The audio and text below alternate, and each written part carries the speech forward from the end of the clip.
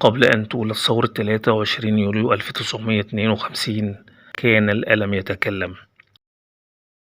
تعكس الصور التاريخية لحياة المصريين قبل ثورة 23 يوليو 1952 واقعًا اجتماعيًا بالغ القسوة سادت فيه مظاهر الفقر والحرمان والظلم الطبقي، فقد عاش ملايين المصريين خاصة من الفلاحين والعمال في ظروف إنسانية صعبة حرموا فيها من أبسط حقوقهم في المسكن والغذاء والعمل الكريم، بينما تركزت الثروة والسلطة في أيدي فئة محدودة من الإقطاعيين والبشوات. وتأتي هذه الصور كشاهد صادق على مرحلة تاريخية اتسمت بعدم العدالة الاجتماعية ومهدت لقيام الثورة التي سعت إلى تغيير هذا الواقع وتحقيق الكرامة الإنسانية وإعادة توزيع الثروة وبناء مجتمع أكثر عدلا وإنصافا. فهذه الصورة لمواطن يرتدي ملابس ممزقة تعكس الصورة قسوة الواقع الاجتماعي في مصر قبل الثورة، حيث كان الفقر قدرًا مفروضًا على قطاعات واسعة من الشعب، بينما حُرم المواطن البسيط من أبسط حقوقه في حياة كريمة في ظل غياب العدالة الاجتماعية وتفاوت طبقي صارخ.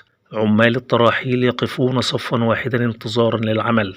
تبرز الصورة معاناة عمال التراحيل الذين عاشوا على هامش المجتمع، يبيعون جهدهم البدني الشاق بأجر زهيد بلا ضمانات أو استقرار، في صورة فجة لاستغلال الإنسان المصري في زمن الإقطاع والرأسمالية المتوحشة. الفلاحون ينامون في العراء ملتصقين ببعضهم، مشهد يكشف مدى القهر الذي تعرض له الفلاح صاحب الأرض الحقيقي الذي لم يملك مأوى يحميه من البرد أو الحر، بينما كانت خيرات الأرض تذهب إلى الإقطاعيين ويظل منتجها محروما من ثمارها. أسرة فلاح تأكل في أرض مملوكة للباشا تجسد الصورة التناقض الطبقي الحاد، فالفلاح الذي يزرع الأرض ويعتني بها لا يملك منها شيئا سوى لقمة يسد بها جوع أسرته، في حين يحتكر الباشا الأرض والثروة والسلطة. امرأة ريفية حافية القدمين في منزل من الطوب اللبن وسط القمامة، تعكس الصورة تهميش الريف المصري وحرمان المرأة الريفية من أبسط مقومات الحياة الإنسانية، حيث الفقر ليس حالة فردية بل واقعا عامًا فرضه الإهمال وغياب التنمية.